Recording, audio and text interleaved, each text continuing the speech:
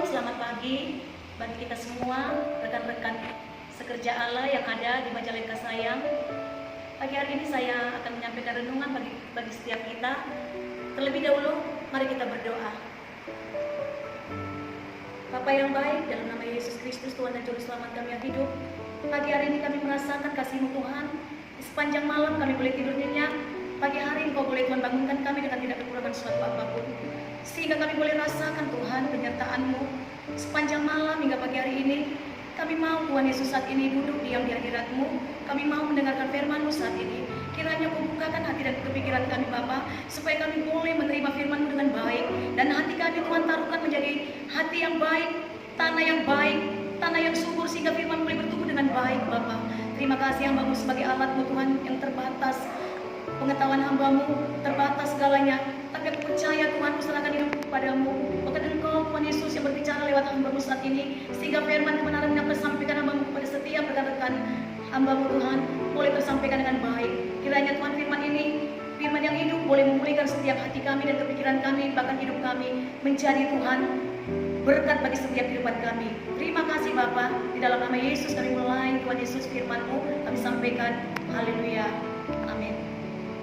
Saya memperkenalkan diri, nama saya Anaria Purba. Saya alumni Siapin, angkatan 30, 32, 33. Suami saya, Pendeta Jesse Obing, angkatan 37. Kami dikaruniai 4 orang anak. Yang pertama putra, namanya Jakub Elis Leonardo Siombing, sedang kuliah di Kedokteran Gigi Brawijaya, Malang, semester 5. Yang kedua, putri, namanya Lois Putri Margarita Siombing, SMA kelas 3. Yang ketiga, putri, namanya Maria Grace Paulina Siombing, SMA kelas 2. Yang keempat, putra, namanya Stanley Abdiel Francisco Siombing, kelas 5 SD. Puji Tuhan, kami dipercayai melayani di Sumatera Utara, khususnya Kota Medan. Demikianlah perkenalan dari saya pagi hari ini. Kita di dalam 2 Korintus 5 ayat 7, saya akan bacakan. Sebab hidup kami ini adalah hidup karena percaya, bukan karena melihat. Saat ini saya akan kasih temanya, firman Tuhan, kita hidup karena percaya, bukan karena melihat. Saudaraku yang kekasih di dalam nama Tuhan Yesus, hari-hari ini kita, saudaraku tahu, hari-hari ini sering kita dilanda oleh ketakutan, oleh kecemasan, bahkan oleh kekhawatiran. Karena negara kita, bahkan bukan negara kita saja, seluruh dunia diperhadapkan dengan keadaan yang menyusahkan. Tetapi saat ini firman Tuhan katakan bahwa hidup kami bukan karena melihat, tapi karena percaya. Di dalam 2 Korintus ini saudaraku tegas sekali mengatakan bahwa Rasul Paulus katakan bahwa hidup yang dia hidupi bukan karena melihat keadaannya yang ada di sekitarnya, tetapi karena percaya di dalam hidupnya ada kuasa Tuhan yang besar menyertainya di sepanjang perjalanan kehidupannya. Berarti hari ini kita berbicara tentang iman. Di dalam Ibrani 11 ayat 1 jelas dikatakan di sana saudaraku, bahwa iman adalah dasar dari segala sesuatu yang kita harapkan dan bukti segala sesuatu yang tidak kita lihat. Nah, jadi orang percaya bukan karena melihat, tetapi karena percaya kepada firman Tuhan. Rasul Paulus ini saudaraku, dia menjadi suatu teladan bagi kita, terlebih di dalam pelayanan. Kita sebagai hamba Tuhan tentunya tidak sedikit tantangan yang kita alami, baik itu dari luar, baik itu dari dalam, terlebih dari jemaat. Tetapi saya percaya saudaraku, bahwa kita dikasih Tuhan kekuatan, dikasih Tuhan kuasa untuk boleh bertahan dalam hal itu. Itu sebabnya waktu kita ada di pendidikan di Majalengka, kita sudah dipersiapkan sebagai hamba-hamba Tuhan yang dipersiapkan untuk boleh masuk ke bendangnya Tuhan, ke pekerjaan Tuhan. Di sanalah kita diproses, saudaraku, dari yang tidak tahu, yang dari tidak mengerti, dari yang takut. Tapi kita dibentuk, diproses di Majalengka Sayang oleh guru-guru kita, saudaraku, yang begitu luar biasa, boleh memberikan pengetahuan, memberikan ajaran, didikan, bahkan ditransferkan kuasa pengurapan dari Roh Kudus kepada setiap kita anak-anak Syafin. Itu sebabnya, saudaraku, hari ini saya bangga, satu kehormatan kalau saya boleh berdiri sehat, kuat, semua kan anugerah Tuhan. Itu sebabnya kita tidak perlu takut untuk menjadi seorang hamba Tuhan, walaupun kita merintis sekalipun di dalam pelayanan. Boleh kita bangga, saudaraku, kalau kita sudah punya penggembalaan. Boleh kita, saudaraku, berbangga kalau kita sudah punya pelayanan besar. Boleh kita berbangga, saudaraku, kalau kita punya jemaat banyak. Boleh kita berbangga kalau kita, saudaraku, boleh dipakai Tuhan dengan luar biasa. Tetapi bukan itu, saudaraku, akhir dari segalanya. Adakah kita boleh kuat menghadapi masalah, tatkala masalah itu berat, tidak mampu kita mengatasinya, kita melihat diri kita yang kurang, melihat diri kita yang terbatas, melihat kemampuan kita tidak sanggup untuk melawan hal-hal yang kita masih, saudaraku, belum mengerti. Hari inilah, saudaraku, firman Tuhan jawabannya. Karena hidup kita bukan karena melihat, tapi percaya dengan firman dan kuasa Tuhan. Amin. Beberapa hari yang lalu, saudaraku, banyak hal yang saya rasakan dalam hidup pelayanan saya, saudaraku. Terlebih, saudaraku, sudah hampir 8 bulan ini, saudaraku, ya, begitu berdampak sekali dengan keadaan-keadaan yang terjadi di dunia, bahkan terlebih di dalam pelayanan kami, saudaraku. Ya, pertama sekali corona melanda Indonesia, gereja tutup, persekutuan tutup, pelayanan tutup, persekutuan tutup. Padahal kita tahu hidup kita tidak ada sampingan. Hidup kita hanya bergantung harap kepada Tuhan lewat pelayanan yang kita kerjakan. Karena hidup kita hanya kerja di ladang Tuhan. Tidak ada, saudaraku, kerjaan yang lain selain hanya menghidupkan, saudaraku, diri kita di dalam pekerjaan Tuhan. Tetapi, saudaraku, saya tidak melihat hal itu. Saya hanya berpegang kepada janji Tuhan bahwa saya adalah seorang hamba Tuhan yang Tuhan utus di dalam pelayanan. Tentunya hidup saya ini Tuhan yang pelihara. Banyak, saudaraku, hamba-hamba Tuhan, saudaraku, mungkin mereka punya jemaat yang luar biasa kaya, bisa, saudaraku, menopang, membantu, memberikan sembako, memberikan pertolongan. Tetapi saya hanya berserah kepada Tuhan. Kalau dipikir-pikir, saudaraku, ya, semua anak-anak saya dalam pendidikan membutuhkan biaya banyak. Pelayanan kami bukannya besar, bisa dihitung dengan jari, saudara yang kekasih. Jemaat yang saya layani, jemaat yang saya layani bukan jemaat yang luar biasa. Mereka juga penuh dengan banyak pergumulan. Mereka juga untuk mencari untuk kehidupannya aja sudah bersusah payah. Tapi saya selalu ajarkan kepada jemaat yang saya pimpin, supaya mereka bersandar harapannya kepada Yesus, tidak melihat yang ada di dalam diri mereka, di sekitar mereka, tapi melihat kuasa Tuhan. Tentunya bekerja dengan luar biasa kalau kita percaya kepada kuasa dan firman Tuhan. Itulah yang saya ajarkan kepada jemaat saya, sehingga sampai hari ini, saudara, puji Tuhan, mereka boleh Saudaraku, saya rasakan tidak pernah mengeluh. Walaupun saya tahu mereka penuh dengan kekurangan, tapi belum pernah jemaat saya mendatangi saya kelaparan, saudaraku. Dan kami juga demikian. Semua tutup pelayanan. Jemaat pun belum semua bergereja. Dengan alasan-alasan, saudaraku, corona dan yang lainnya. Tapi hari ini puji Tuhan, saya bukan melihat itu, saudaraku.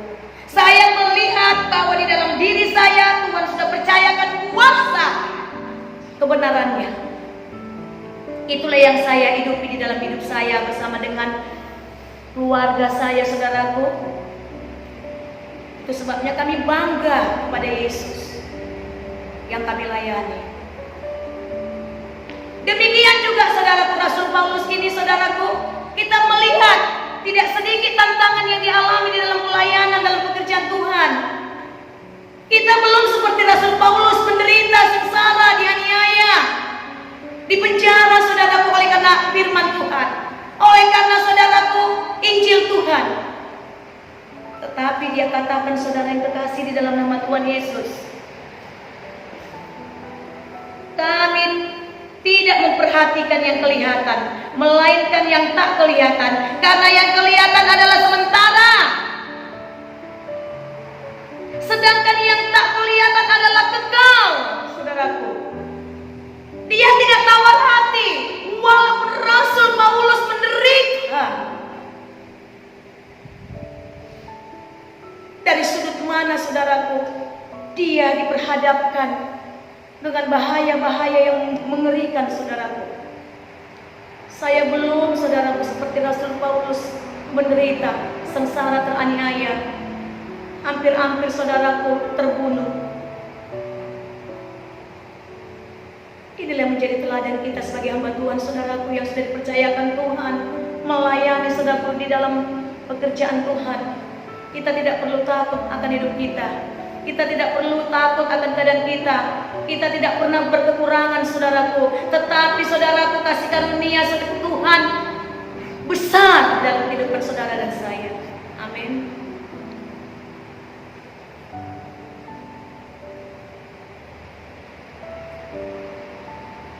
Rasul Paulus mengingatkan kepada setiap kita bahwa pengharapan kita hanya Tuhan Yesus saja. Kita tidak perlu, saudaraku, melihat keberadaan orang lain. Kadangkala, saudaraku, ya, kalau kita pakai kedagingan kita, kita sering melihat pelayanan teman kita. Luar biasa, ya, teman saya sana, pelayanannya besar, jemaatnya ribuan, dia sudah mobil mewah, rumah mewah, dipercayakan banyak hal. Kita kadang, saudaraku, merasa kecil hati. Itu tidak perlu kita lihat, saudaraku, karena semuanya bersifat sementara. Walaupun orang lain, saudaraku, atau teman kita atau siapapun itu memiliki, saudaraku, mobil mewah, rumah mewah, atau harta atau kekayaan, itu adalah sifatnya sementara. Yang harusnya kita miliki adalah pengharapan yang tidak pernah habis-habisnya, hanya mengandalkan Tuhan.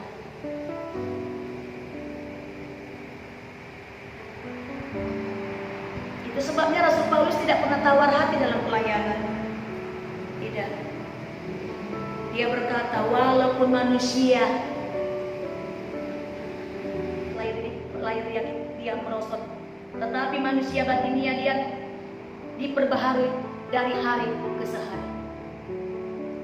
Walaupun, saudaraku, ya, tubuh kita ini semakin hari semakin berkurang, tetapi roh yang kita miliki, roh yang selalu dibakar, roh yang selalu dibakar, api yang selalu menyala-nyala untuk kita boleh melayani Tuhan. Karena roh Tuhan ada di dalam diri kita sebagai hamba Tuhan. Roh itulah yang menguatkan, memampukan kita untuk kita semangat melayani Tuhan, untuk kita tidak minder, untuk kita tidak melihat kelemahan kita, tetapi kita melihat kuasa Tuhan yang bekerja di dalam kehidupan kita semua, saudaraku. Amin. Itu sebabnya saya bangga, saudaraku, menjadi hamba Tuhan. Walaupun saya tidak hamba Tuhan yang terkenal, Walaupun saya tidak memiliki harta kekayaan di dunia, saya memiliki harta surga yang sudah dipersiapkan Allah tentunya. Sampai hari ini saudaraku, saya setia saudaraku, bersama dengan anak-anak saya saudaraku. Kalau kami melayani, kami 6 orang saudaraku di dalam mobil, kami melayani sampai pulang jam 1 malam kami. Anak-anak saya didik, walaupun mereka sekolah saudaraku ya, tapi saya ajari mereka melayani. Saya ajari mereka hidup dengan iman. Saya katakan anak-anakku, mama sama bapak adalah alatnya Tuhan, hamba Tuhan, yang hidup dari kemurahan Tuhan, yang hidup dari Tuhan. Mari kerjakan pekerjaan Tuhan. Layani Tuhan dengan senang hatimu. Kalau engkau melayani Tuhan, menghormati Tuhan, mencintai Tuhan, tidak susah-susah besok hidupmu. Saya ajari anak saya hidup di dalam iman, Bapak Ibu.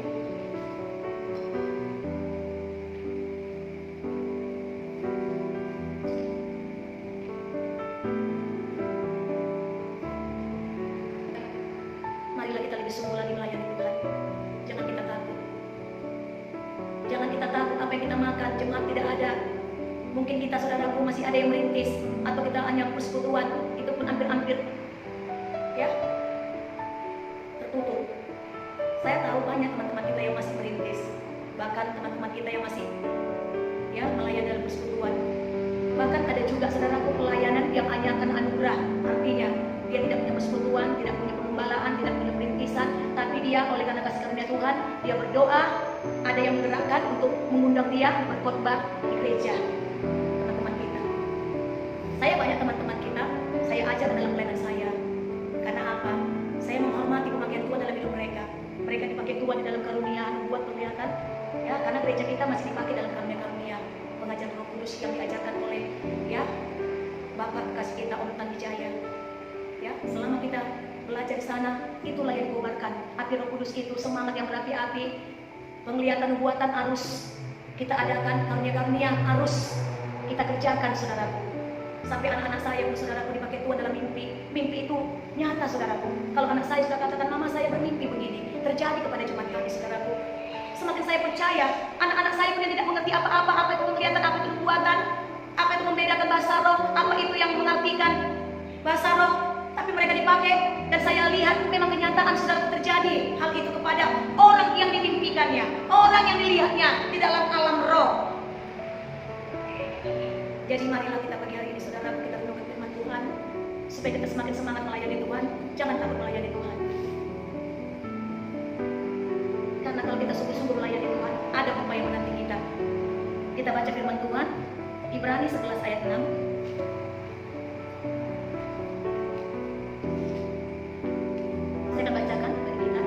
Tetapi tanpa iman tidak mungkin orang berkenan kepada Allah, sebab barang siapa berpaling kepada Allah, ia harus percaya bahwa Allah ada dan bahwa Allah memberi upah kepada orang yang sungguh-sungguh mencari Dia. Nah, inilah yang kami ungkap saudara. Apabila kita sungguh-sungguh mencari Dia, apabila kita sungguh-sungguh percaya kepada Dia, maka Dia sudah menyiapkan upah bagi kita sebagai hamba Tuhan. Saya yakin hamba Tuhan, anak-anaknya juga berhasil di dalam pendidikan, berhasil di dalam pelayanan. Itulah kerinduan kita saudara.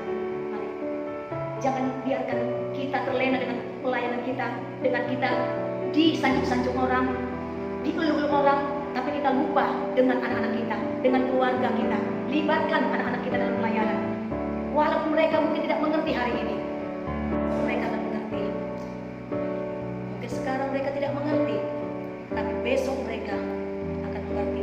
Sama seperti saya saudara. Sesudah saya tamat dari PGA, Sekolah Guru Agama, saya rindu untuk menjadi guru, mengajar anak-anak.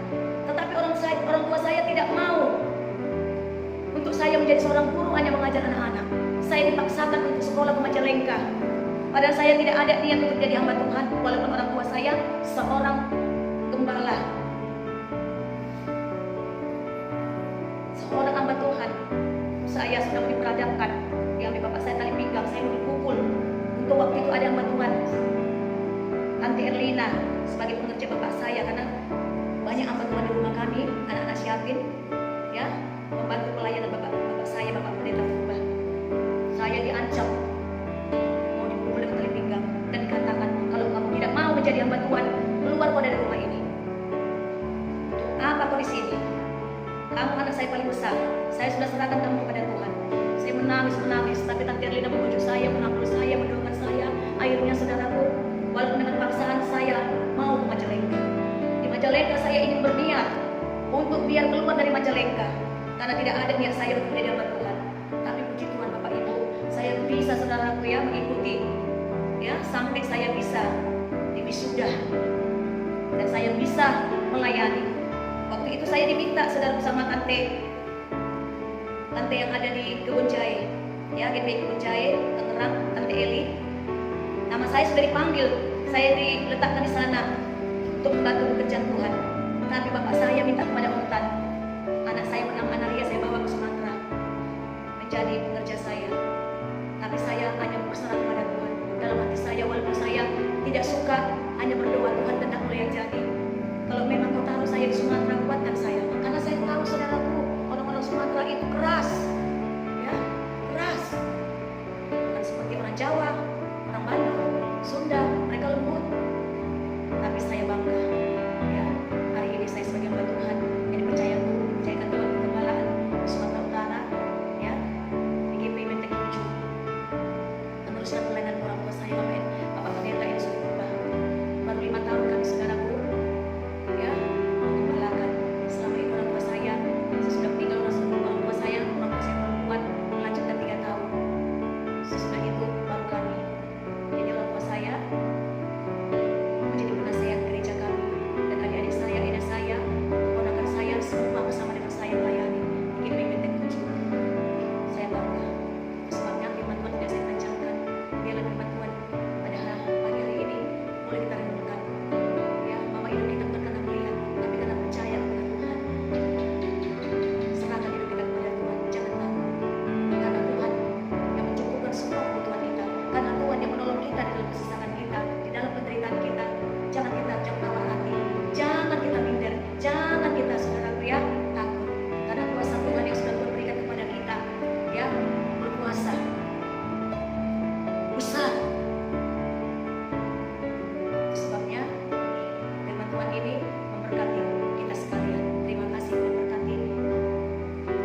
Sebelum lebih jauh kita berdoa, saya mau angkat satu pujian. Kekuatan di hidupku, ku dapat di dalam-Mu. Kau teguhkan hatiku, tiada yang mustahil bagimu. Sebab aku percaya, bukan karena melihat, namun karena firman-Mu yang selalu digenapi di hidupku. Ku percaya, bukan karena melihat, namun karena firman-Mu tiada pernah berubah. Amin. Kita percaya bukan karena melihat, tapi karena firman Tuhan setiap hari digenapi di dalam hidup kita. Karena firman Tuhan itu tidak pernah berubah, dahulu, sekarang, sampai selama-lamanya. Amin. Mari kita berdoa. Terpujilah Engkau Bapa yang besar, Bapa yang berkuasa, Rajaku yang ajaib. Firman Tuhan sudah saya sampaikan hari ini, Tuhan. Kiranya firman ini boleh menguatkan, meneguhkan setiap hati kami sebagai hamba-hamba yang melayani Tuhan di dalam pekerjaan Tuhan. Sanggupkan kami Bapa, mampukan kami Tuhan untuk bertahan setia sampai Kau datang kedua kalinya. Walaupun banyak Tuhan Yesus penderitaan yang kami alami, tapi tidak Tuhan Yesus sebesar upah yang sudah Kau sediakan bagi kami. Itu sebabnya Tuhan, biarlah kami tetap setia untuk tetap mengerjakan firman-Mu, kebenaran-Mu, pekerjaan-Mu, karena kami tahu upah sudah Kau siapkan bagi setiap kami.